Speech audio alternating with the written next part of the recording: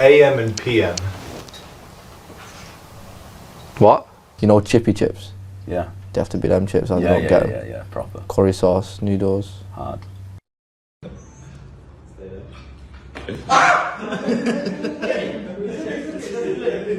Hello everyone, welcome to a very special episode of The Pope is Gay. It is our season 9, I think, finale.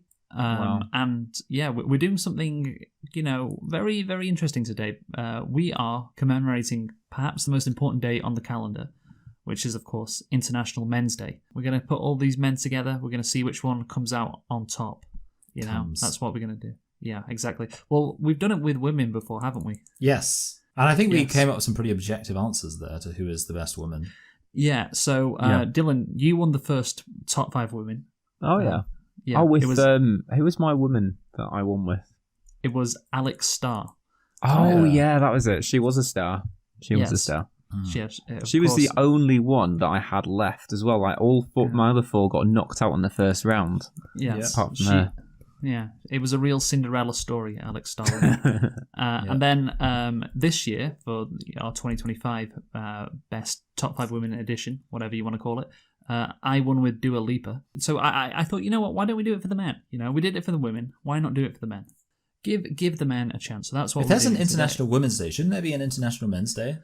That's a good point. Well, if you'll see. Yeah, so here we go. Those are some cool bros. Happy International Men's Day 2025.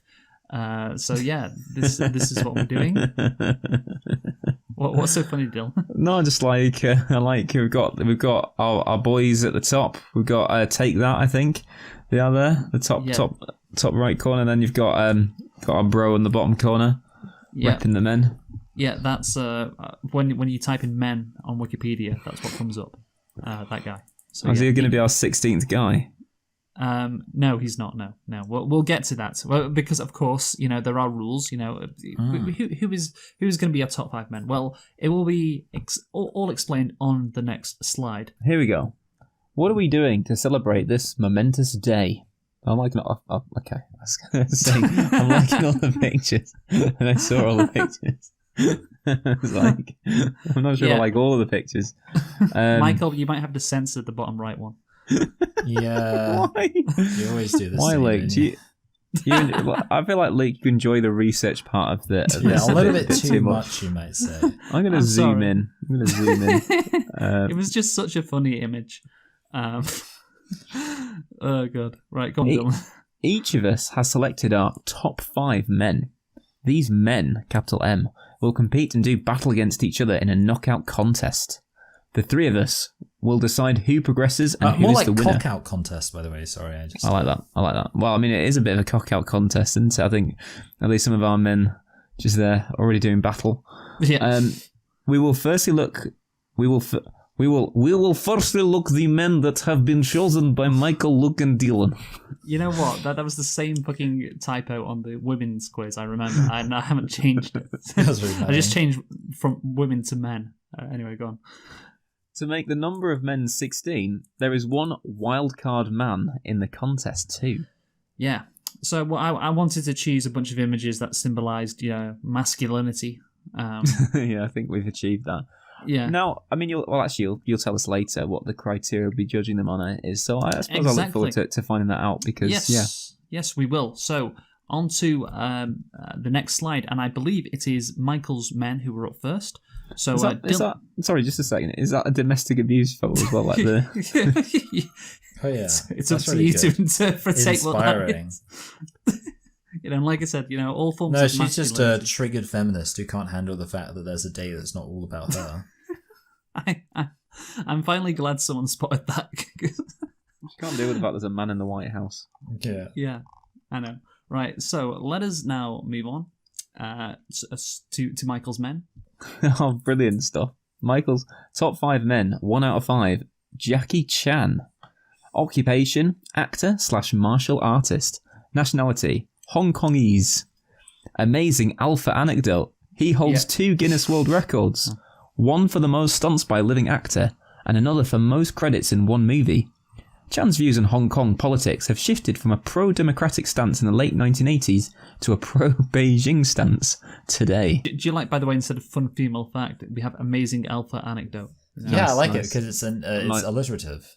I love alliterations, mate. Yeah, that's what we love. Anyway, so why did Michael select Jackie Chan? And try and keep this bit quick, by the way. Yes, he's so committed to his craft. Obviously, he's really good at combining comedy and action. And I remember one time he was like talking about this really difficult stunt he had to pull off, and it took him like 200 takes. And he was like, people say, why do it? It's too hard. But I say, will you go every theater and tell people, oh, too hard, tell them your excuse? No, you cannot do that. You can only send them the movie. So I thought that was like really inspiring, you know. It's like you should make excuse. And I think we should kind of carry that in with this podcast. It's not like we can't say, oh, Dylan fucked up the audio or whatever, you know.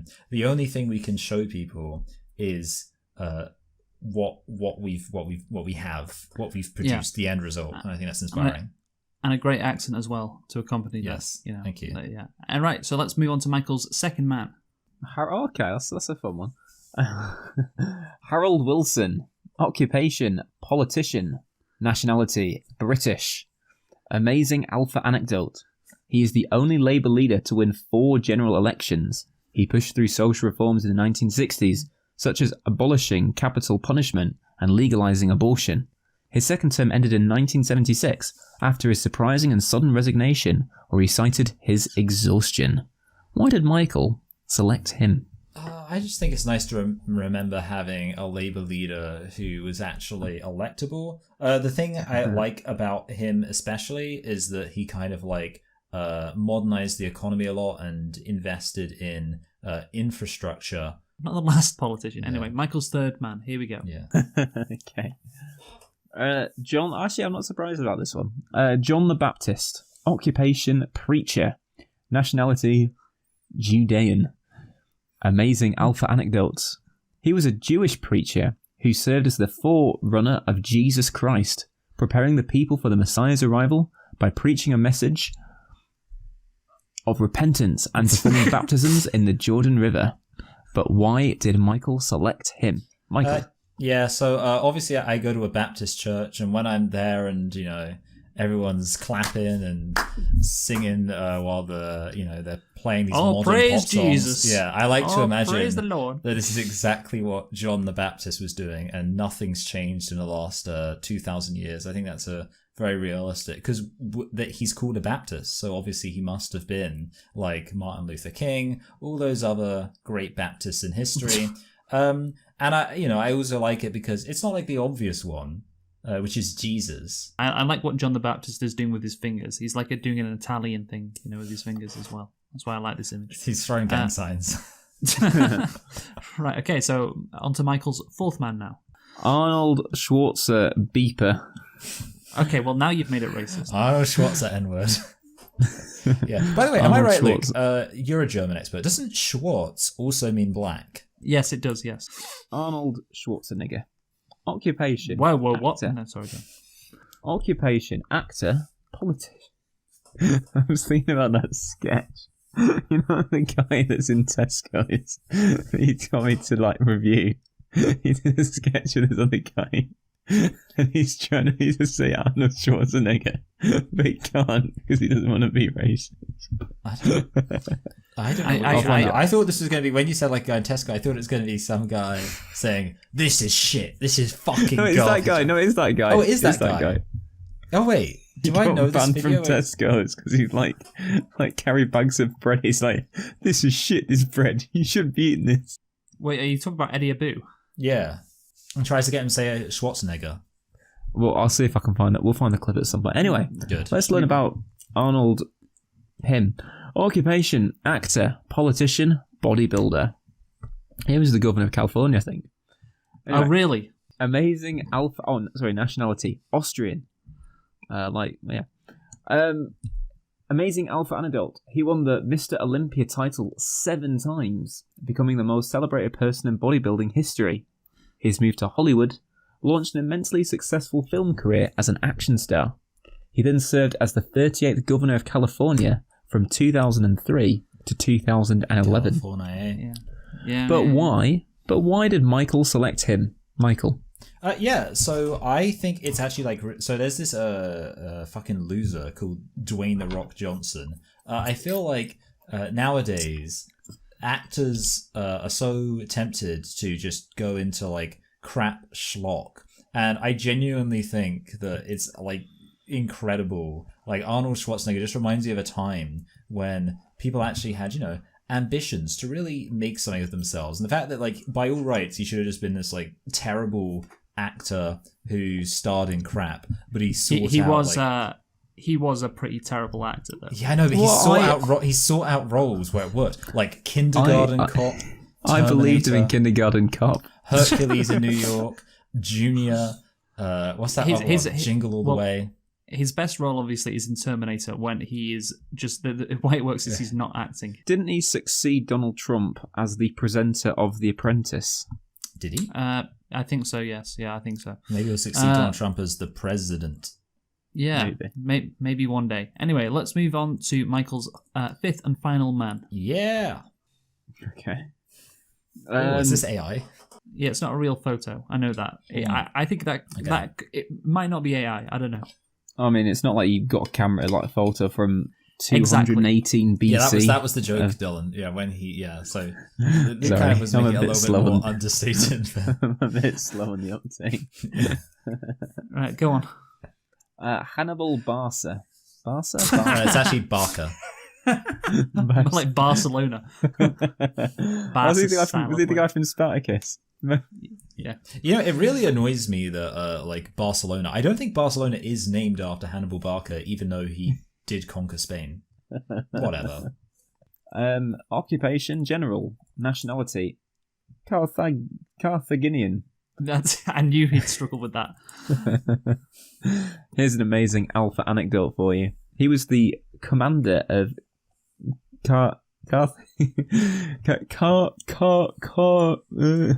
was the commander of Carthage's forces during the Second Punic War against the Romans. Dylan, it's just Carthage, okay? It's quite easy. Oh, it's just because it has a G in it. I thought Carthage. You know, it's like I like pronouncing all the letters instead of like I don't like it when they create new sounds by being clustered together.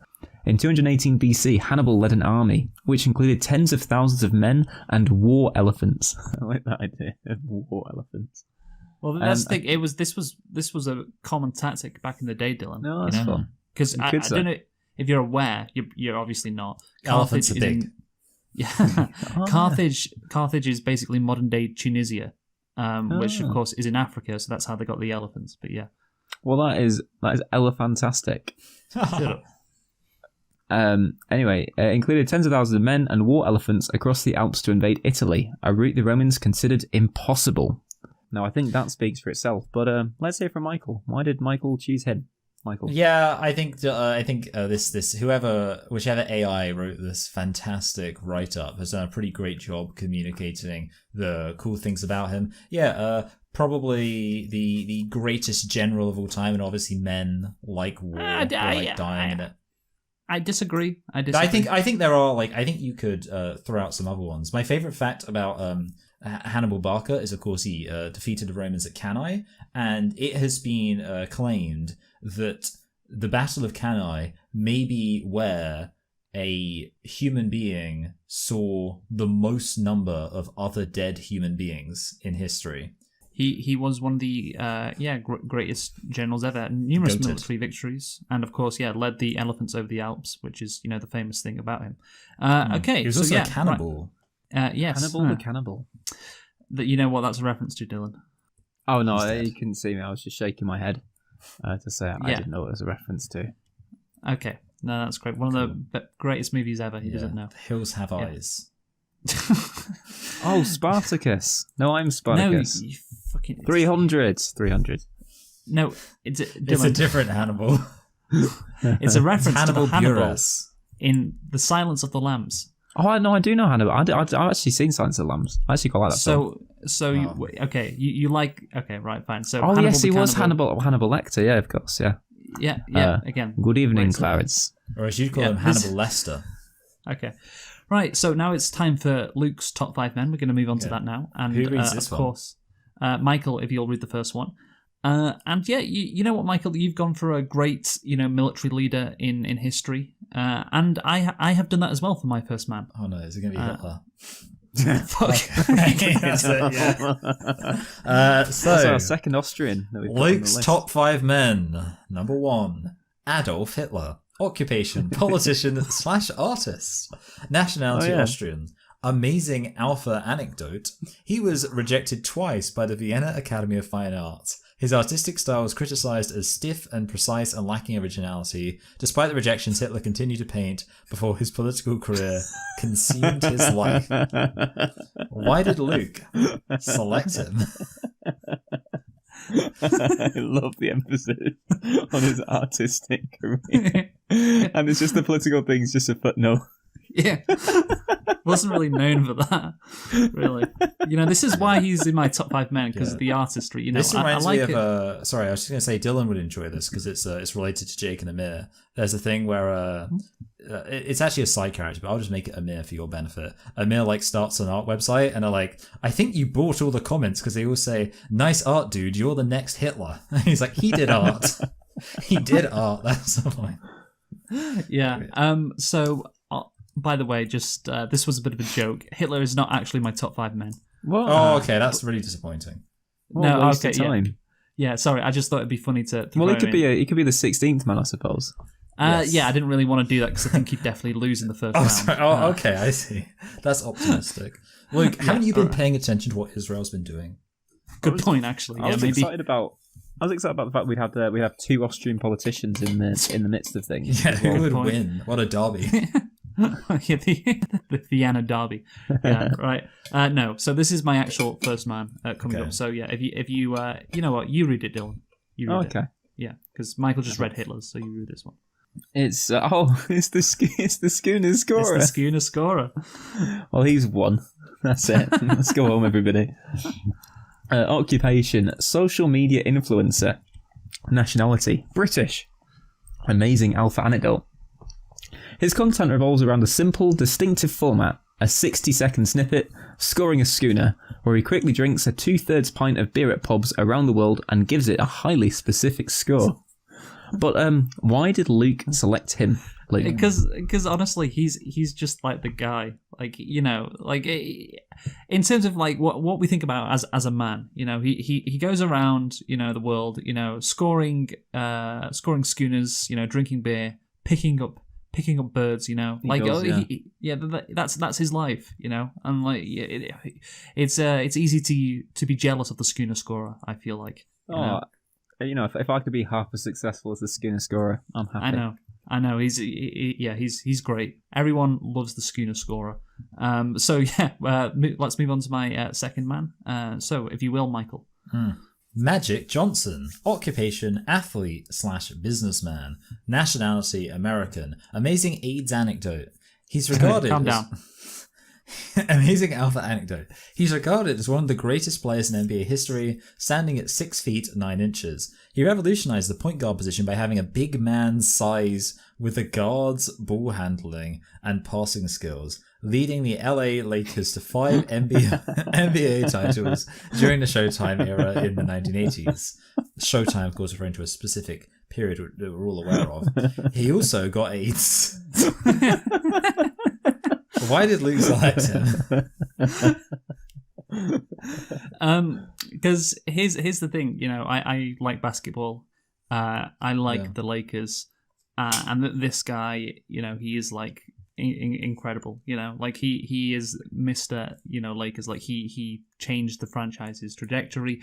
Well, again, so successful, and the other famous athletes. Well, there's also Kobe Bryant, who could be argued he's the greatest Laker. Yeah, but he's dead. But Kobe is dead. Imagine being the one who doesn't have AIDS and you die. I was just thinking that.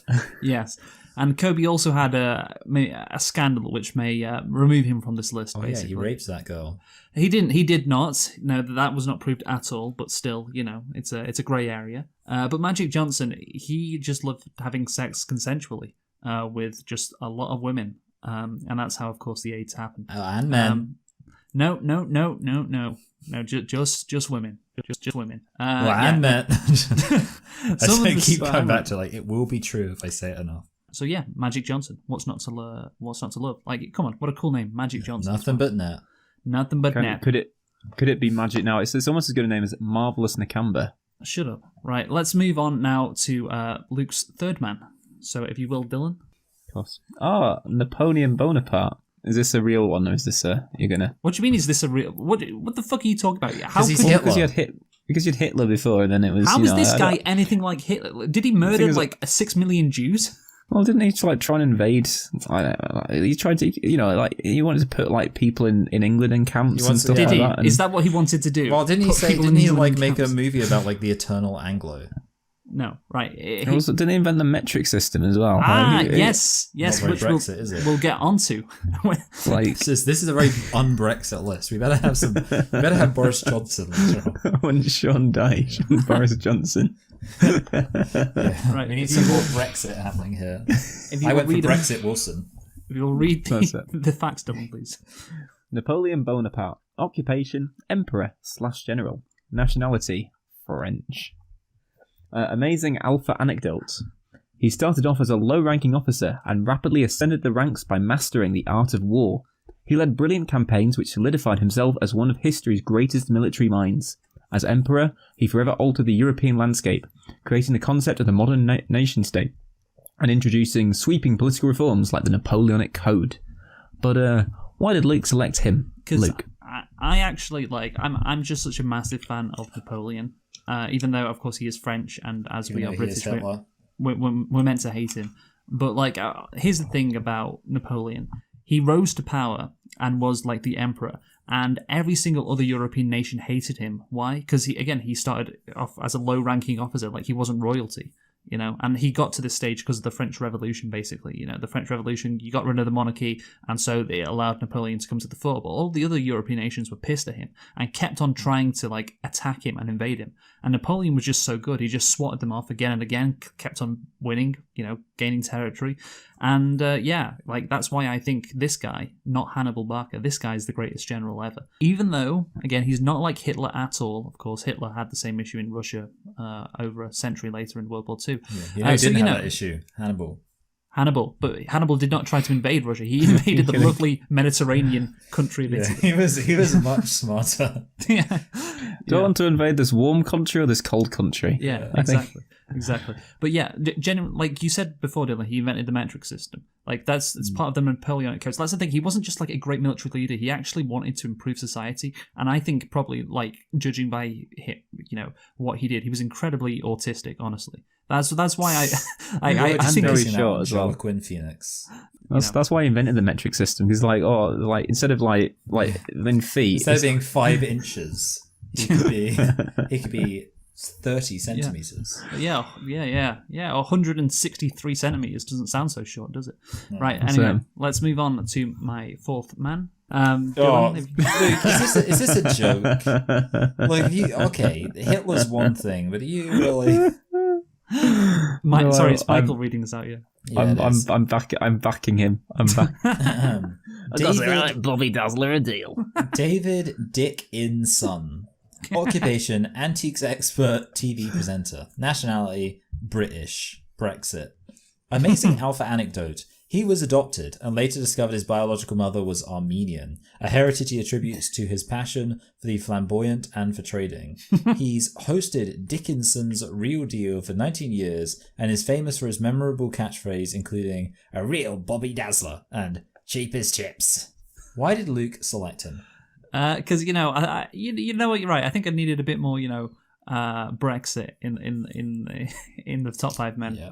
Yeah. And this guy, I don't know if he supports Brexit, but yeah, he's a proper British, geezer, or a proper national treasure. I feel like David Dickinson. And yeah, obviously, his catchphrases, his whole look, his vibe, he's iconic. Everybody knows who David Dickinson is. Yes, that is true. Actually, yeah, that is. Yeah, he's an icon, honestly. I guarantee my wife does not know who David Dickinson is. Well, no, she's American. She doesn't need to know. She doesn't get to know who David Dickinson is. Even I know who David Dickinson is. Yeah, and of course, the name as well, Dickinson. It's funny. Yeah, so there you go. I'm very happy with my pick with David Dickinson. So let's move on to my last man. So if you will, Dylan. Oh, God. What's So your is this a real Shut one, the or is fuck this- up. Is this a real one or is this a? Yeah, You that's right, Luke. Okay, are you? You've been all of these brainwashed by fascists the you're including. You've been brainwashed by the imperialist capitalist West to think Fidel Castro is anything other than a revolutionary hero, Dylan. Let's. Dylan, you should let's bear in hear your mind for the arguments. record, just for when it comes to ranking them. Hannibal Barker was an aristocrat, so there you go. You should support him. I love the Aristocats. Okay, right. Fidel Castro. Occupation: politician, revolutionary. Nationality: Cuban. They had a bit of a crisis in Cuba one time, didn't they? Now, amazing alpha anecdote. He led the Cuban Revolution to victory in 1959. He transformed Cuba, implemented massive social reforms, nationalizing industry and business, while making significant strides in universal healthcare and improving literacy. Mm-hmm. He survived 634 separate attempts against his life, many orchestrated by the CIA. But why did Luke select him? Because Luke. he's just a don. Like, imagine like the CIA tries to kill you like over 600 times and you keep surviving. Like there's this anecdote and alpha It's like anecdote. 50 Cent. Yeah. Amazing alpha anecdote, you could say. Yeah, like his ex-girlfriend. The CIA recruited his ex-girlfriend to try and kill him, to try and poison him. But she fucked changed. him. Yeah, but she changed her mind, and basically Castro managed to seduce her and stop her killing him. Yeah, and that's just what an alpha he was. And again, like he transformed Cuba, and did it all while their biggest potential trading partner, the United States, right on their doorstep, imposed massive embargoes on them so that Cuba couldn't trade with the United States, even though it would be hugely beneficial to them. Yet still, despite not being able to do that, again, they made massive strides in helping the Cuban people regarding healthcare and also literacy. By the way, Cuba has like so many doctors. It has like an overflow of doctors compared to its population, and that's down to the legacy left by Castro. Just like Israel. Yeah, I like the idea there's a stat, there's doctors per capita, something like that. Yeah, there is. I mean, there is. Yeah, So, it's that's doctors fun. per 100,000 people. That's quite a common one, you fucking retard. and Cuba is right up near the top, despite again being a relatively poor country. And again, it still faces embargoes because it's chosen not to be a capitalist country. We will now move on to Dylan's top 5 men. Alan Shearer. Occupation, Gary. footballer / pundit, nationality British. Amazing alpha anecdote. He holds the record for the most goals scored in the Premier League with 260. He played for his hometown club, Newcastle United, where he became the club's all-time top scorer, but never won a trophy with them. Since retiring, he's become a football pundit for the BBC. Why did Dylan select him? Well, he achieved everything he needed to achieve at Blackburn Rovers. And he thought to himself, I think Man United were interested in him. He's like, I could go to Man United, Gary. But you know what? My heart is in Newcastle, so I'm going to go to Newcastle, and I'm still going to score goals there. He's the anti-Isak, is what he is. You say, Dylan, he was the anti-Alexander Isak. What was the transfer fee that Alexander Isak went to Liverpool for? He went for like 125 million or something. And what was significant about that transfer? Well, it was like that broke a record. Mm-hmm. Yes, and what was also significant about Alan Shearer's transfer to Newcastle? Oh, that also broke a record. Oh, did it also break the record? Oh, so when you say he is the anti-Alexander Isak... But it wasn't hundreds of millions of pounds. Because of inflation, That's you the thing. fucking It wasn't retard. hundreds of millions. I'm sure inflation's gone up that much that it's like an equivalent amount of money now. It is because of inflation in football. So in fact, you're talking about he's like the anti-Isak. He's very similar to Isak, and he went to a rival team for and a better team for a British record transfer fee. Anyway, let's move on to Dylan's second man. So here we go. Who have we got? Hey, Andy Murray. Occupation, tennis player. Nationality, British / Scottish. Amazing. Do you like that joke, anecdote. Dylan? Do you like that? Yeah, I was hoping you'd make that. Oh, great. He is a 3-time Grand Slam singles champion, becoming the first British man since Fred Perry in 1936 to win the Wimbledon singles title. Murray also is the only player, male or female, to win 2 Olympic singles gold medals. Why did Dylan select him? One word: freedom. No, but in all seriousness, no, you know, he's iconic. You know, he revolutionised tennis for No, he a British fucking audience. Didn't. What do you mean revolutionised? The word doesn't make any sense. Forget your Roger Federers and your Djokovic's and your Nadals and that. This man is like tennis. Djokovic's. Right, Dylan's third man. Here we go. Is it going to be another athlete? Oh, yes. Cole Palmer. I like this. What a picture. Occupation, footballer. Nationality, British. Amazing alpha anecdote. In his first season at Chelsea, he registered 333... No, not really. I just decided to commit to that for some reason. 33 Premier League goal involvements, winning the Premier League Young Player of the Season award. He scored in the Euro 2024 final and helped Chelsea win the Club World Cup pre-season tournament in 2025. Why did Dylan select him? Gotta love those chippy chips. But no, let's be serious for a second, okay? You know, he was included in the Euro squad for some ridiculous reason I'll never understand. He didn't start a single game.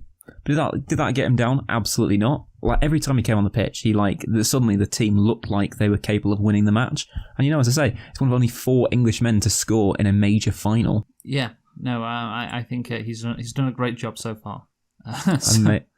And maybe England will be world champions under him as well next year. Maybe. Okay, so on to Dylan's fourth man now. Hey. Hold on a minute. This is the guy who wasn't called for travelling recently. Someone posted a video of him running.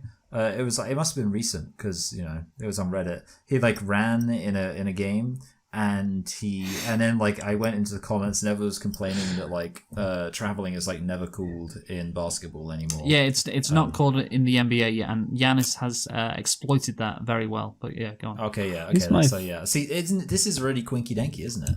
Okay, Giannis Antetokounmpo. Occupation, basketball player. Nationality, black. Amazing alpha anecdote. Sorry, I'm just do my eyes deceive me? No, okay. Nationality, Greek. Amazing alpha anecdote. Nicknamed the Greek Freak for his combination of size, 6 foot 11 inches, and you haven't remembered to include the height of his body here, unfortunately, speed, and agility. He won the NBA title in 2021, where he was also named Finals MVP, which stands for Most Valuable Player, after a 50-point performance in Game 6. He's also a 2-time NBA MVP, which stands for National Basketball Association Most Valuable Player. Why did Dylan select him? Well, just like how Andy Murray is tennis, this man is basketball through and through. He carried the Milwaukee Bucks to a well-earned championship, which they're knock on the door for a while now, and probably the greatest basketball player. I'm hoping. Imagine if he could get paired off against Magic Johnson, but I don't think that would be a fair fight. Because, you know what? He's 2 inches taller than him, he's so not got AIDS. He has not got AIDS yet. No, but it's interesting that Magic Johnson. Well, this guy was and is compared to Magic Johnson. Because of the height and their playmaking ability. Right, let's move on to Dylan's. I'm trying to remember who actually my fifth one. I can't remember who my fifth one is now. Okay, well, let's move on to Dylan's final man. Here we go. Oh, it's not an athlete.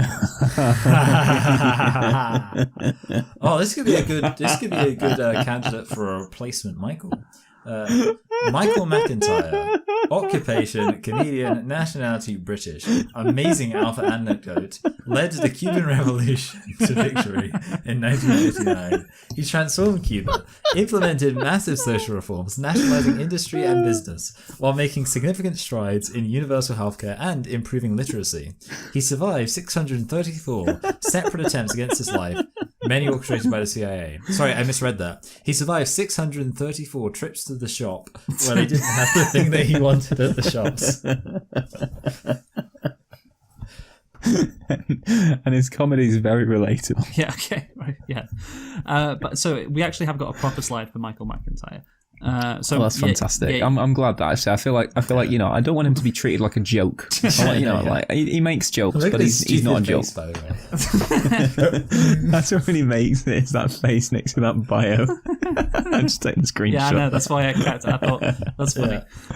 Because the Castro one was the template for all yours. So yeah, that's why I decided to just keep it because he was the last one of mine. So I just duplicated it. But yeah, anyway. So this is the actual. Well, Michael, can you read the actual? Who was that woman who you said had amazing natural big tits? The girl who sailed across the Pacific. What's she called? Oh, that was it. Yeah, Amelia Earhart. Yeah, that was it. Yeah.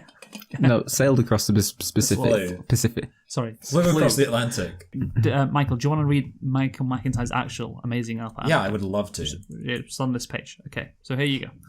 He's known for his relatable observational humour about everyday life. Example, when you go to the shops and you've got that one item that refuses to scan. It's always something massive, like a melon, and you're frantically trying to angle this giant fruit in the tiniest little box, and the machine just says, in this smug, calm voice, unexpected item in the bagging area. Unexpected? It's a melon. I literally picked it up 2 aisles ago. What did you expect? A small, highly trained squirrel that had bought a basket of nuts? It's a melon. Scan the melon. And then, imagine I'm skipping around while I'm doing it too. Yeah. What I love about that is that you can't impersonate that. It's not like you go into AI and just say, "Can you write me like a Michael McIntyre sketch?" That's a Michael McIntyre original, right? You can tell you transcribed it straight. I think you actually brought him in. Yeah. He wrote that and sent it to me. Yeah. Okay. Yes. There we go. So that is Dylan's 5th top 5 man. So we will now go on to the wild card man. We are I understand why we're not doing topics now. We're nearly an hour in. Yeah. We've not started. But you know what? Can I say this? I'm having fun. Yeah, that's what it's all about. So let's do the wild card man. So if you will read this out, Dylan. Boring. So, here we go. Is it boring though? Well, let's see. It'd be like Garrett. This guy. Sins. I know him. I like that occupation, jack of all trades. That's what we need. Nationality, American. Here's an amazing alpha anecdote. He's portrayed a variety of professionals on screen. Such as a doctor, astronaut, teacher, plumber, and firefighter, earning the title of the most hard-working man in the world. He has also appeared in mainstream projects like an Indian television advertisement. Yeah, there you go. Advertisement. Hello, Your Majesty. But why did Luke select him as the 16th man? Why did the fate select him as the 16th man? Well, yeah, exactly. I wanted a guy who could do it all, And I was like, that makes sense. Yeah, who's a guy who's got, a wide range of skills? And I was like, well, obviously, it's this guy, Johnny Sins. So yeah, he's in. He's the wild card man. So he is Sin. That's it. Right. Okay. Let's have a look at the nice collage of all the men, as you can see on screen. Hitler's there. Damn it. Hope you not noticed that right away. So yeah, there they all are. Anything stand out? Hitler. Let me see if anything stands out to me. I think I like that you've got kind of similar individuals together. Yeah. I think there's you can see how every single person kind of is paired up. Like Magic Johnson and David Dickinson. Yeah. No, Magic Johnson and John the Baptist. David Dickinson. Schooner Scorer and Fidel Castro. Yeah. Oh, David, that's a deal, that David. That's a right Bobby Dazzler, as you see. Okay. Right, so now it's time to read the rules. This is, of course, I'm interested in what us. I've been waiting an hour to find out what these rules are. So, Dylan, if you will read the next slide, please. 2025 International Men's Day Battle Format. I knew that would be one of them. I just fucking knew that would be one of them. The 60 men have been randomly matched up against each other. In each matchup, the winner will be decided based on one of these 3 criteria. 1. Aura. 2. Skill. 3. Cock size. Luke will randomly select one of these qualities for the men to be judged on. I'm liking the picture as well. Yeah, thank you. The 2 people whose men, capital M, are competing will give an argument as to why their man should win. It's up to the person judging to choose the winner based on that one quality selected. Yes. So, do we all understand? I don't want to be up against Johnny Sins and Johnny Sins. If it doesn't, Johnny Sins has win in all of them. Yeah, exactly. When you think about peak masculinity, you need to have those 3 things, and nothing else. What's the smartest thing to come out of Rachel Reeves' mouth? Einstein's cock. Einstein's cock. There you go. Right. We shall now move on to the first matchup, and it is Arnold Schwarzenegger versus Andy Murray. Ooh. So who's that? That's me against... Yeah, it's me Michael. against you. It's all about the arguments. So let's see what it is. Yeah. 1, 2, or 3. It is 2, which is skill. Oh, yes. It's yes. skill. Okay, so it's not, I haven't got this in the bag then. In your face. Right, so Michael, make your argument first, please. No more than 30 seconds. All right, yeah, pretty 30 simple. seconds too long. Pivoting, right? This guy not only was able to be really good at bodybuilding. By the way, it's like easy to forget. He was like Mr. Olympia. I think he like set records in terms of how often he was winning it. So like the skill of like his. Are you joking? Muscle. Are you joking, Michael? That wasn't in the Amazing Alpha anecdote. He won it 7 times. Yeah, okay, cool. I remember. Anyway, and then, Hey, send this to your basically, mum. he also had this really good skill with picking the right projects. And yeah, sure, I'll admit, he wasn't a great actor, but he was really good at picking roles that made him iconic. And I would actually say, if you're a bad actor, but you become as famous of an actor as he was, that's a skill in itself. Andy Murray, sure, he's a pretty famous tennis player, but, you know, he's really good at tennis, so duh. Okay. So Go on, you Dylan. just, okay. Well, Michael's just explained why my guy should win, really. So it's just Michael's essentially Michael's argument is his guy's a bad actor, well, my guy's a good tennis player. So there we go. Also, how many Grand Slams has Arnold Schwarzenegger won? Oh, You know, How many Mr. Zero. Olympias? Well, that's it. but here's the thing I think which would have won it for you, Michael. And I am going to give it to Andy Murray. Because I think, politician. I didn't bring up the politics. no, if you said like Andy Murray was a very good tennis player, but he was never the best. Well, he was ranked number 1, but there were 3 people in He was number one. there were 3 people in his era who were better than him. And But if anything, that makes him better. no, it doesn't. And who could you say was better than Arnold Schwarzenegger in his era? Maybe Sylvester Stallone. Well, not even that. Maybe I think Schwarzenegger had him beat, but that's the thing. Michael did not make that argument, so I'm not putting Schwarzenegger through. I'm putting Andy Murray through to the next round. So That's pretty dumb. It's okay. all right, we will move on to matchup 2 now. It is Alan Shearer versus Oh, right. Bring it on. Magic Johnson. Until cock size. Actually, I was willing to defend his skills, for let's see. Right. Okay. So here we go. 1, 2, 3. It's 3. You know what that means? It's cock size. So I think you might have won. Yeah, Go make ahead, your Dylan. arguments, guys. you go first. Well, you know what? He's he knows how to he can header the ball. So he You can header a cock. I'll be honest. I've got nothing. This is. I'm sorry. I was ready for aura. I was ready for skill, but I'm sure Alan would happily go on this podcast. And he's nothing to be embarrassed by. I think he's got kids of his own. It works. It's effective. It's just not. He does have a cock. Yeah. He does have a cock. He's just. How do applaud feel for like- having a cock? To be honest, well done. I'm gonna concede defeat. Okay. That's it. So I don't even need to. I'm stepping down, Gary. And- To be honest, know- I also wasn't know when I'm particularly. beaten. Yeah. I know I wasn't when I'm going to be beaten. particularly receptive to any arguments here either way. Yeah. Obviously, Magic Johnson is 6'9". That has to factor into this. He must have such a massive cock. Okay. So yeah, Magic Johnson goes through because of his ginormous weapon of a cock. Right, that's Magic Johnson the tripod. oh god, right, that's great. So let's move quickly onto matchup 3 now. It is Jackie Chan versus Oh, the come on. Schooner Scorer. Oh, I get to decide. Yes, I Dylan. could lose on aura here.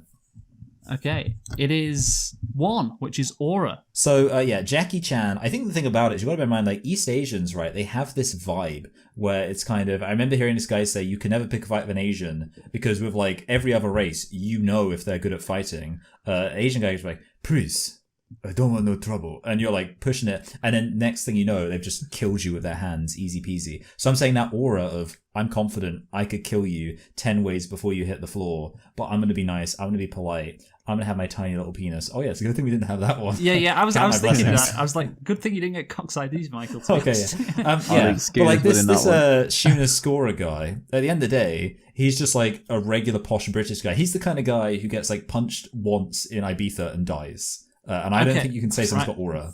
Okay. Firstly, the Schooner Scorer wouldn't be seen dead in Ibiza. Come on.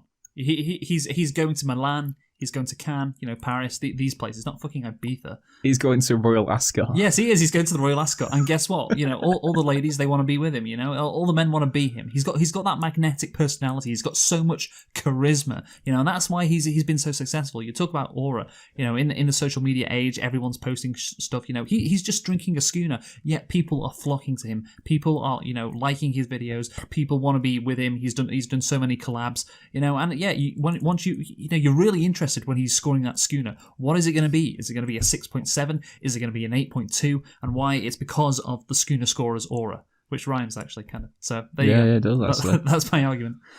I think because it rhymes. Actually, to be fair, I actually think Jackie Chan has actually got a lot of aura. Actually, I think he is one of our stronger aura people. But it's just unfortunate. It's just like how Alan Shearer came up against Magic Johnson.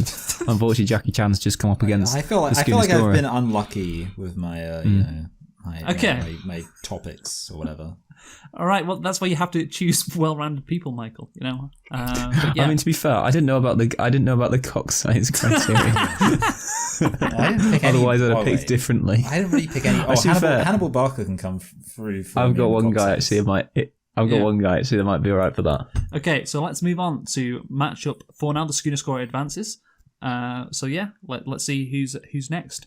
It is Cole Palmer versus Napoleon Bonaparte. What? I'm going to take a screenshot of that as well. I don't think that like any media exists that pairs these two off against each other before. All right, so actually, we might win. No, actually, to be fair, I reckon we could take all 3 of these. Okay, so this is interesting. It is 2, which is skill. So. Yeah. Okay. Make the argument, Michael, about Cole Palmer being... Dylan. Make the argument about Cole Palmer. I'll make the argument. Yeah. Yeah, well, he's got all 3 actually. He's the whole package. But skill, we can go for skill. Like that's why I selected. So you better do that. Yeah. FPL, you want him in your team. Well, he even said it himself because he got aura. He's like, you want points, put me in your team. I mean, if he wasn't injured, then we'd be getting lots of points at the moment because of the amount of skill that he's got. What a great argument. He is one of only 4 men to score in a Euro final. But, it's like Napoleon Bonaparte, he's just on his little horse. The horse does all the work for him, whereas Cole Palmer, he is the horse. That is actually a really good point. I don't think that's true, to be honest. I don't think the horse does all the work for him. I don't think you've actually kind of like persuaded me. The horse could not mastermind the Battle of Austerlitz, and that's what Napoleon... Do you have any evidence? Cole Palmer would have had no idea what to do with those Austrian forces in the Battle of Austerlitz, but Napoleon did. He'd have scored goals against him. That's the thing. Cole Palmer. I actually had Cole Palmer in my fantasy Premier League team last year. I took him out because he was shit. He didn't score any goals last year because he was injured. No, he played quite a lot. He did play quite a lot. I know, Dylan, because he was in my FBL team. He played quite a bit, but didn't score. He scored like 1 open play goal since January. He has not scored a lot recently, but whatever. But penalties, he never misses a penalty. Apart from that one time he did miss a penalty. Yeah, this exactly. is longer than 30 seconds, but Dylan's interrupting, I understand. Well, yeah, Dylan keeps on interrupting, but anyway, Napoleon Bonaparte is one of the most skillful people alive, like, in terms of, like, what the reforms... He's not alive, though. Sorry, who's ever existed. The reforms he brought into France, he was a great, like, political leader, but also a great general. Like, often you have a general who doesn't really know what they're doing when it comes to politics, or a politician, maybe he obviously isn't the best as a general, but he married the two, and he was exceptional at both. Like, again, if you're talking, the best leaders of all time, he's right at the top. Considering where he came from as well, where he managed to get, that it takes incredible skill. I kind of do think it has to be Napoleon, because I feel like there's a lot more, let me say, multifaceted skill involved in simultaneously nation-state beating while also fighting off multiple great powers at once. Probably not replicated by Cole Palmer in terms of football. I mean, look, fine, Napoleon's one, but I would say, I reckon I could have done Napoleon's job, but I don't think I could have done Cole Palmer's job. You could not have done Napoleon's job. Well, I play a lot of Civilization, so I probably could have done. But then, obviously, if you play a lot of FIFA, you can do Cole Palmer's job. So good point. Yeah, good point. Right, let's move on to matchup 5. So it is John the Baptist versus Johnny Sins. Oh, this is fantastic. Cock size. It's an old John matchup, so me and Dylan will have to kind of make the argument for Johnny Sins. So what do we got? If we get 3, we don't need to make an argument at all. Okay, so we haven't got cock size, unfortunately, but we have got skill. which is okay. 2, which is skill. So make the argument. That's interesting. Michael, sorry. Yes, absolutely. So, pretty obvious one. You know who showed up to John the Baptist's sermons? Jesus, aka God. So I would say it's kind of like, imagine if you worked at as a plumber, for example, or one of the many jobs that Johnny Sins does, but then the literal god of plumbing showed up and was like, whoa, this is great. I want to get, covered in plumbing juice by this guy. That's like how, like, that didn't happen to Johnny Sins though. Whereas John the Baptist, he was there preaching like, hey, let me tell you about repentance, believing, all that kind of stuff. And then Jesus was there and he was like, hey, I'm here, I'm God, baptize me. So I'm saying you got to have quite a bit of skill to be being literally getting the seal of approval from the God of the thing you're doing. No, because I don't think there's any skill, to be honest, in baptizing. I think you just throw water. No. You got to be ordained. You've Also got to you got to persuade people. When you think about waterboarding, very unpopular. It takes a lot of skill to persuade someone to let you dunk them underwater until they drown and die. I think John the Baptist certainly has Johnny Sins beat when it comes to aura, because he baptized Jesus, but in terms of skill, I'm not so sure. So I would. I think skills is a tough one to decide actually on this one. So I'm picking Johnny Sins because for I don't think either of them are that skillful. Well, to be honest, he is like one of the elite porn stars. He's talking porn stars. To be fair, I don't know. So to be fair, actually, I should. But in terms of anyone Baptists, he's probably right at the top of being Baptist. But again, I don't think it's that hard to fucking be a Baptist. But anyway, I don't think it's that hard to be a porn star either. I know, but it is hard. What are you talking? It is hard. It's like you have to be like hard. You have to be like an athlete, and you have to, be able to not lying to you. prematurely ejaculate. Like that's the skill. You have to be fair, you have to come on. Not like what's that film that my mate wanted me to watch. Okay, you know what? You've actually convinced me. I want to go for Johnny. I hate this game. Johnny Sins has knocked out John the Baptist. What a dark day for Christianity. Right. Let's move on to matchup 6 now. It's Harold Wilson versus Giannis Antetokounmpo. Oh, come on, number 3. If this is cockside, I'm killing myself. I think we could do all of them actually. Nah. Michael, it's 3. It's cocksides. Oh my god. Michael, I think the handshake's coming out. So let me tell you a thing or two about Harold Wilson, right? He was Northern, and the thing about people from the North is they're a lot more like cavemen, and cavemen had big old veiny cocks because they didn't because they didn't have any intelligence. I mean, look at that guy. Look at how dumb he looks. He's so stupid. He looks like a great big hulking ape. You're not talking about Giannis here, right? No, yeah. So I'm saying he has. Let's not focus on the fact that Giannis Antetokounmpo is black. Don't be disrespectful. Let's focus on the fact he's Greek. Have you seen those Greek statues? Pretty tiny cocks. Oh, wow. Oh, I like that argument. Wow, I like that argument. Maybe when you think about it, they always say. I saw this video from this black woman on 4chan, and she was saying that black men, sure, people think they have big cocks, but that means that every now and then you get the black guy with the tiny cock. It's very embarrassing for him. I can't lose cock size to Harold Wilson. No, he's smoking. That's not going to do any wonders for your dick. But what do people typically smoke after they've had sex? The thing is as well, he was the prime minister for a long time. You're not compensating for something. Okay, yeah, compensating. Dylan's right. Sorry, when it came to erectile dysfunction, I should have listened to Dylan. He's the master of knowing stuff about that. Yeah. Okay. You know what?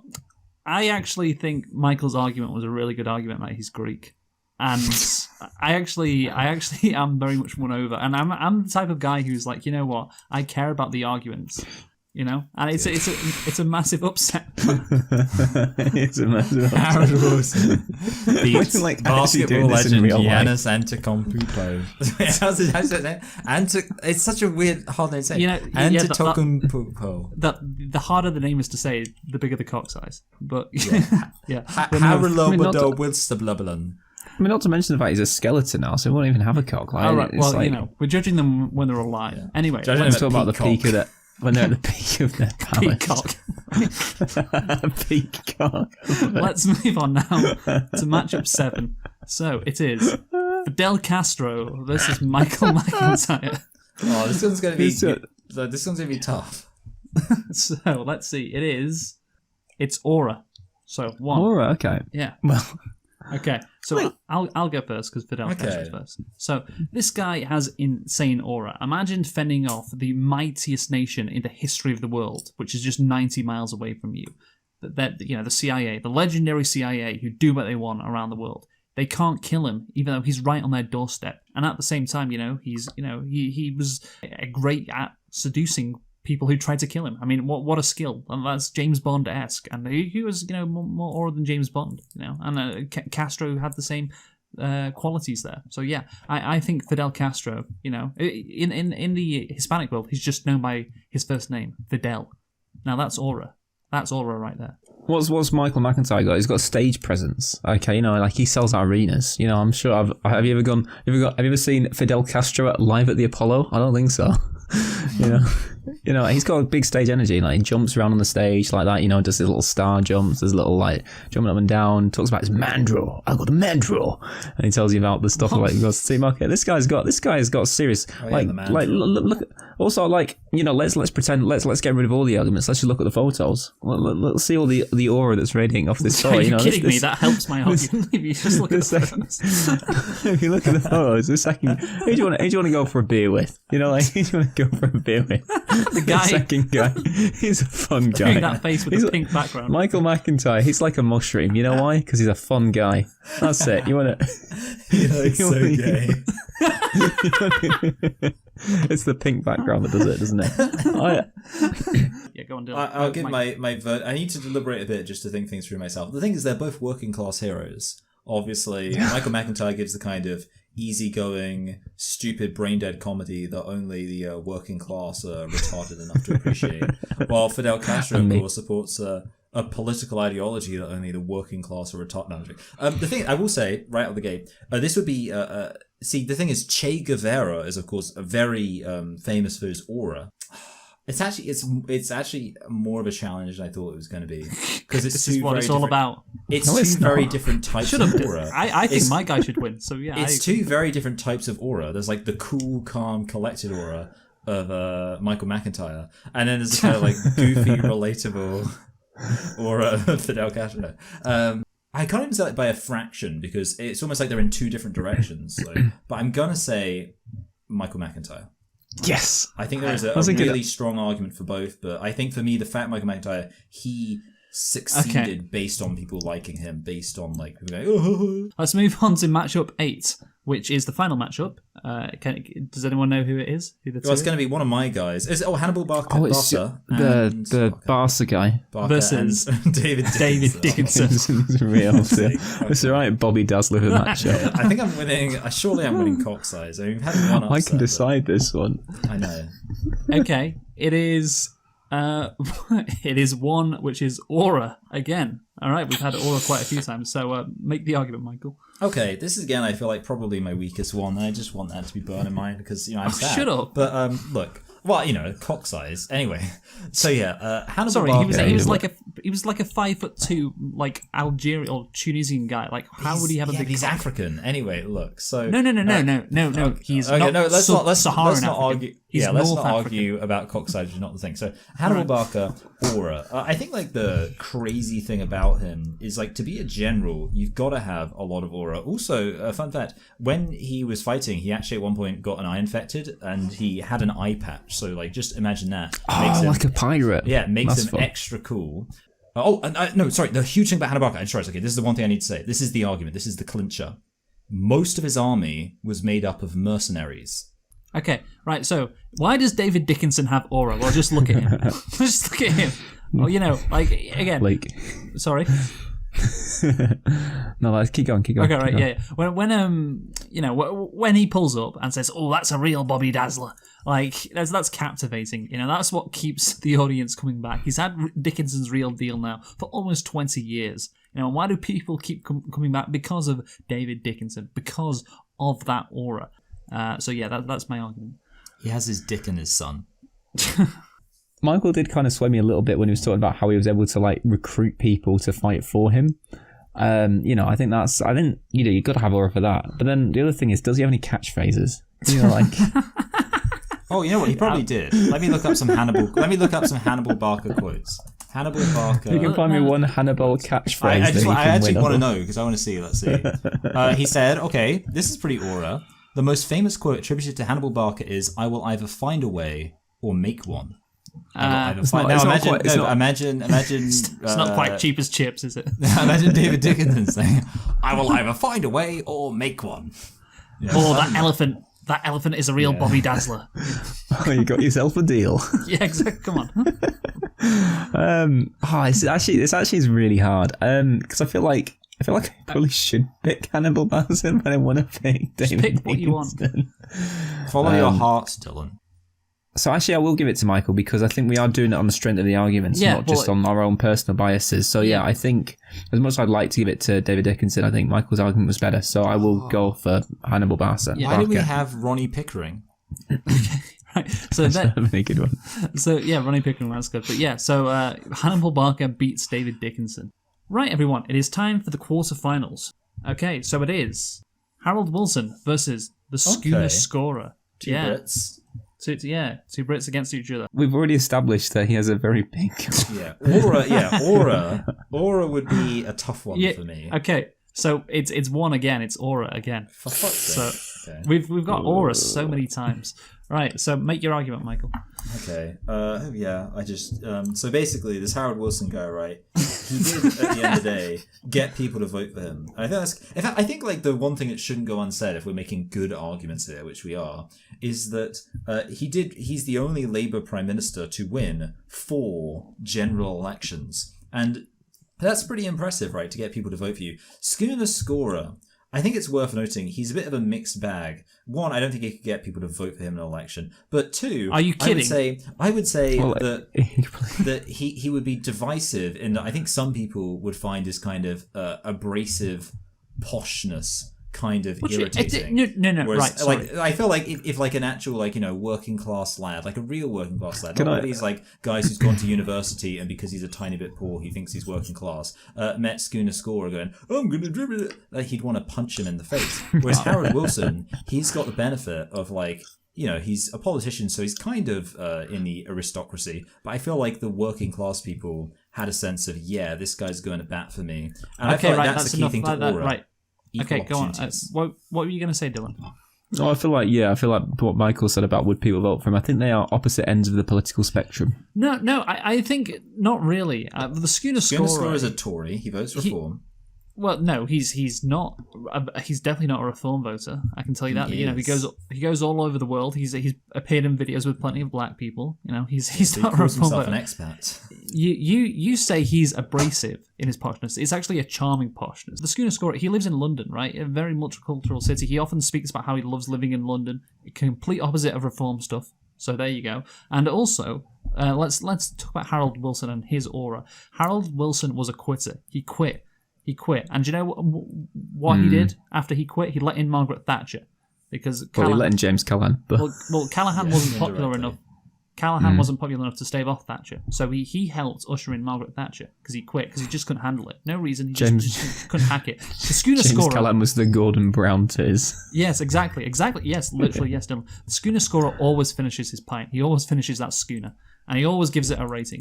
I think I do feel like Schooner is the more aura of the person, and I do think in the end Luke did make a better argument in the end about the fact that he's not a quitter.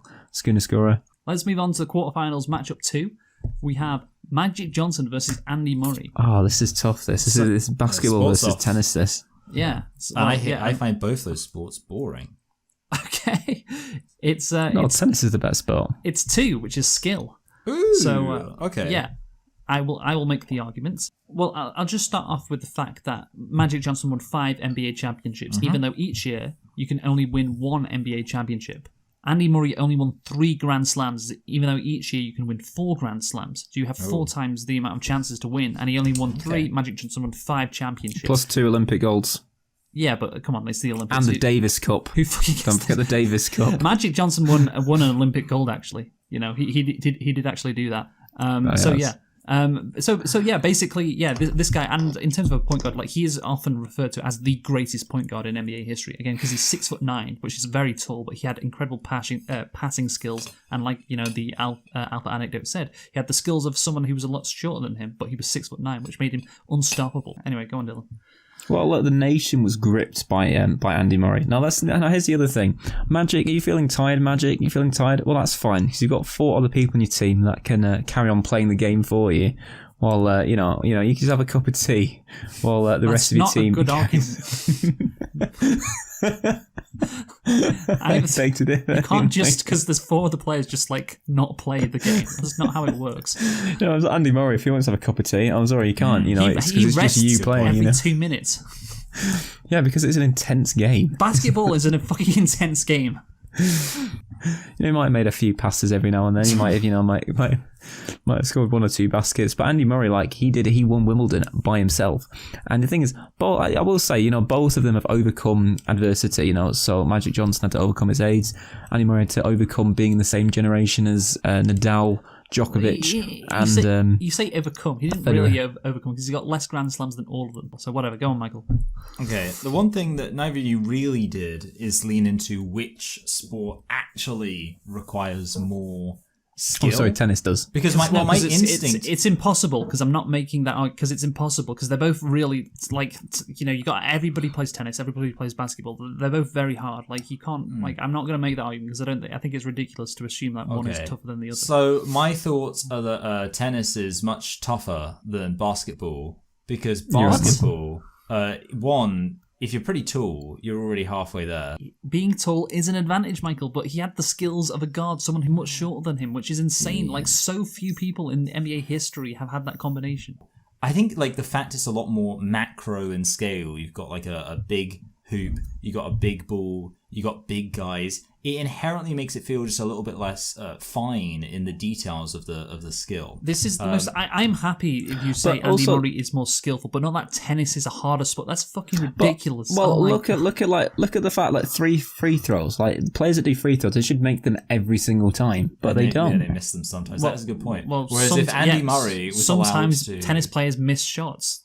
He seems. I'm going to give it to Andy Murray. It's not necessarily. I'm sure. I'm not necessarily saying that it wouldn't be a matter of if I had maybe more context, but I think obviously the issue is what happens when you put 2 sportsmen up against each other and somebody who doesn't like sport and has no fucking idea what they're doing. Well, that's the thing. So Luke failed to anticipate. It is a classic Ross tactic. He failed to anticipate, which is a failure. Moron.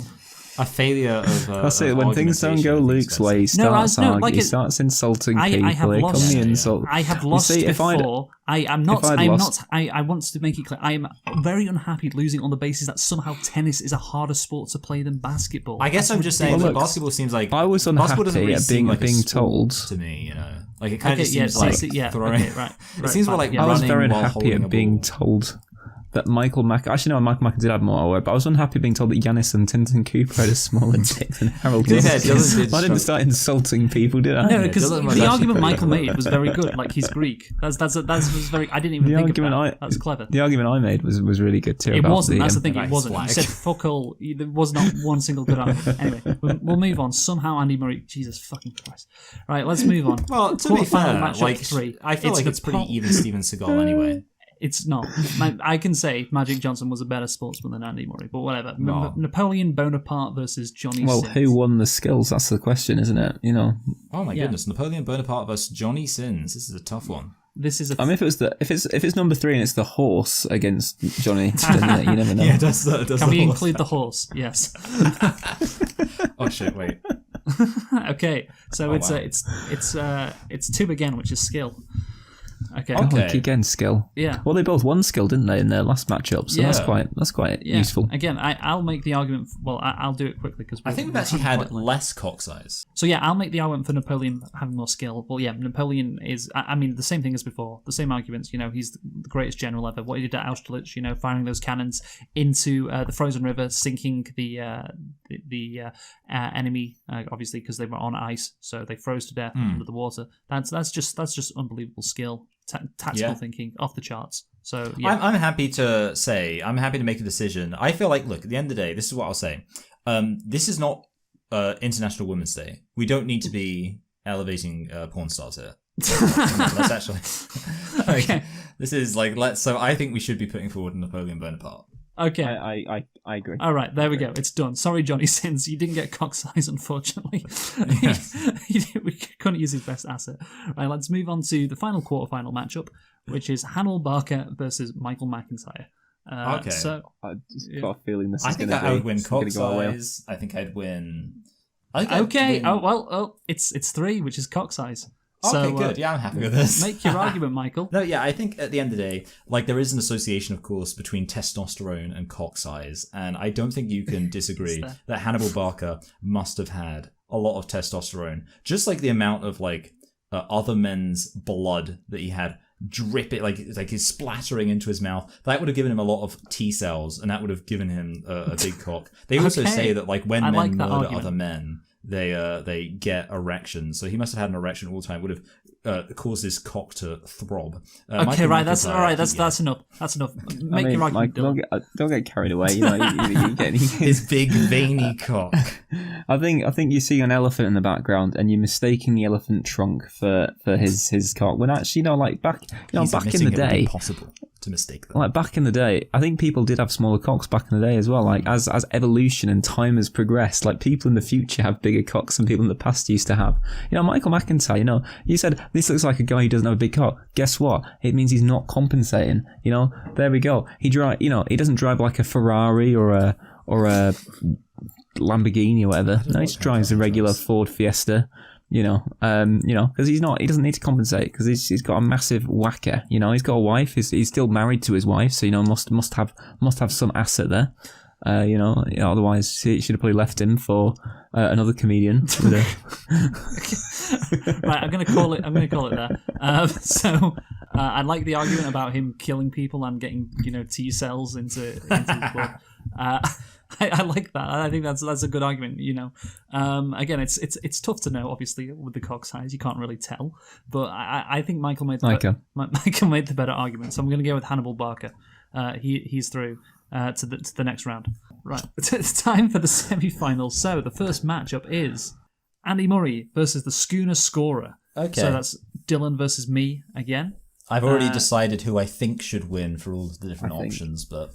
I think Aura goes Schooner, Skill goes Murray. I think we can get cock size too, actually, at Murray, but I think this cock size that is just so everyone knows, those are my thoughts, but obviously it will come down to the arguments. It is one, which is Aura. Right. Andy Murray has what aura has Andy Murray got? Go on, Dylan.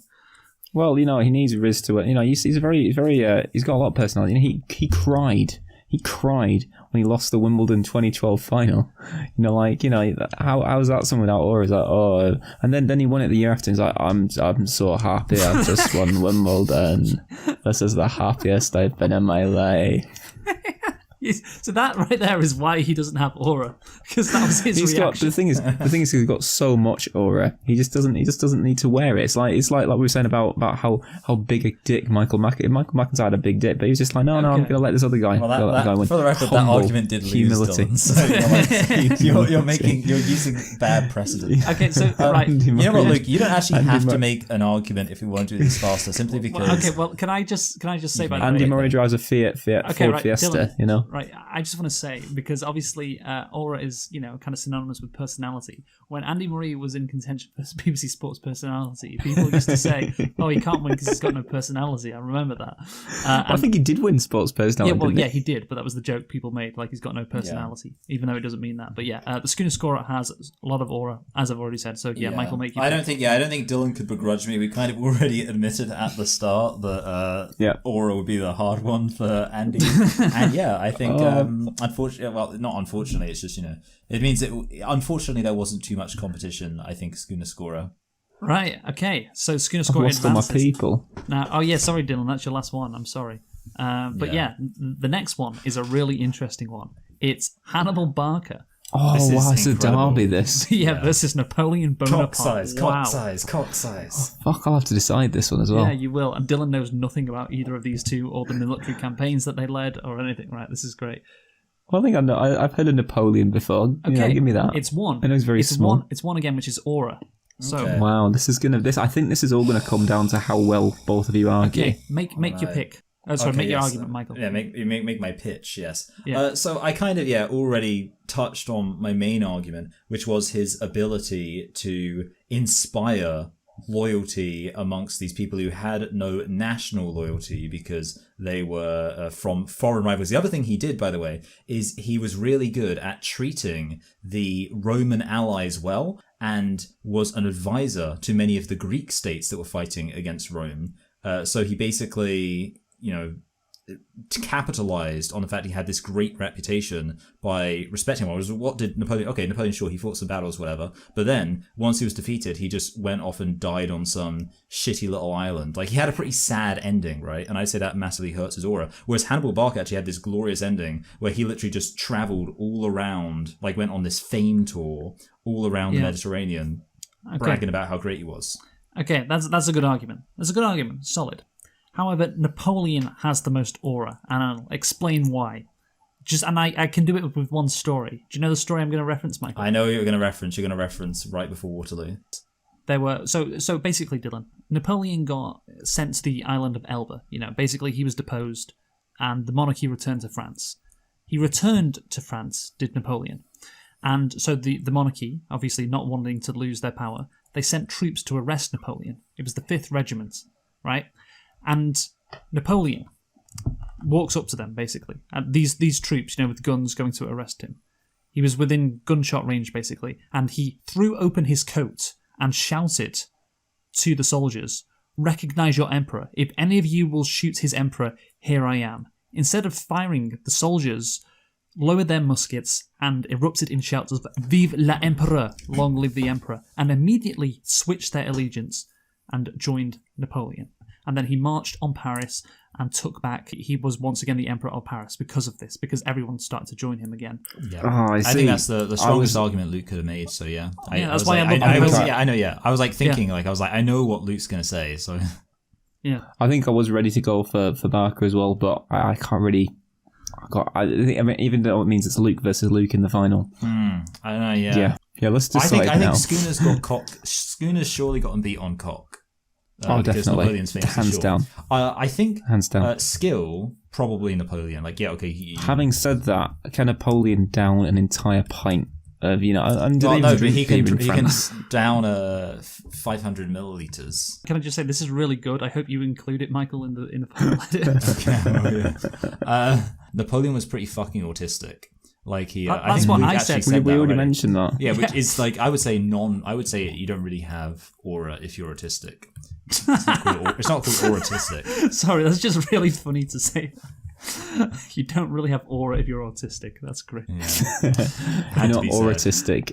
Do you have aura if you're autistic? That is the question. Right. Who is the best man? Okay, so it's Schooner Scorer versus Napoleon Bonaparte. Again, I think I've got these two. Honestly, they are both strong contenders for different reasons, so it's going to be interesting to see who wins it. It's all about what we get, either 1, 2, or 3 here. Okay, you know what? Yeah. It's interesting because I think if we were to say skill, it would be Napoleon. If it was cock size, I think we would say it's Schooner Scorer. But it is in fact 1, which is aura. We've had aura quite a lot, but it's aura. So you guys make the argument, or decide. I don't need to make the argument. I feel like it might be interesting if we disagree here, because maybe then Luke could pick. Because I think that Schooner has more aura. I was going to say Schooner as well for aura. Okay, having said that, I was won over by the Emperor story though. No, yeah, but the thing is, I think so. Yeah, for me, what I would say. But having said that, I reckon Schooner could do the same thing. Yeah. If people turned on him. I will say, I think exactly, that's true. You're like, would you shoot your Schooner? I think the thing with Napoleon is that, and it's annoying to now make arguments against his aura when this could have been. Yeah, you should have done this before. Although to be fair, I guess I would still end up against Schooner, so I still would have lost. So who cares? Because I feel like Hannibal probably wouldn't have beaten him on aura anyway. Because the thing with Napoleon and aura is he convinced those people to fight for him. But is that because of his aura, or is it just because they knew he was such a great military general that are like, oh, we'll go to bat for him? Whereas Schooner, I feel like he actually wins people over his personality. Whereas as far as I can tell, Napoleon wasn't actually well liked by most of the people who knew him intimately. No, I think Schooner has the aura, because I think Schooner can win people over and I think he is the definition. I think he is the top trump for aura. So, okay. So I don't know what poem this is, Michael, but this is a poem that the Schooner scorer is reciting. So it's interesting that Dylan brought up that, like, Schooner could do what Napoleon did, and you might know what he's referencing here. Okay, I'll see. Are back decisively, gloriously, undeniably back. Boots are on the ground. The schooners stand in rank, cold, countless, calling our name. I hereby issue the call. Tonight we attack, not with sword or fire, but with schooner in hand. Soldiers storming the final ridge, united, fearless, relentless. Shut down the laptops, seal the spreadsheets, mute the emails. It is time to control, alt, delete every beer this city dares to offer. You are not requested, you are required by duty, by tradition, by thirst. Every man present, every schooner lifted. Mark. Okay, there you go. That's the idea. So I don't know what he's referencing. Do you know? I'm not sure. Okay, whatever. It's Braveheart. Is it Braveheart? I don't know. Okay, I was like, I don't think it was. But yeah, there you go. So yeah, that's him doing a Napoleon style thing. Well, the schooner scorer has won. He is the best man. Congrats to the schooner. All hail the schooner. All hail the schooner. The schooner, so, on your forfeit, this is what you're going to be doing, Michael. As you can see on screen, you have to watch all 6 episodes of the new Netflix series Matchroom: The Greatest Showman. This is, of course, because you came last in the. I don't think I even heard of this. That wasn't me.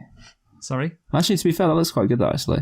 Okay. Maybe you could watch it as well, Dylan. So yeah, that's it, guys. Lovely. So yeah, see you in a few weeks' time. Goodbye. All right. Night-night. Bye. Night, everybody.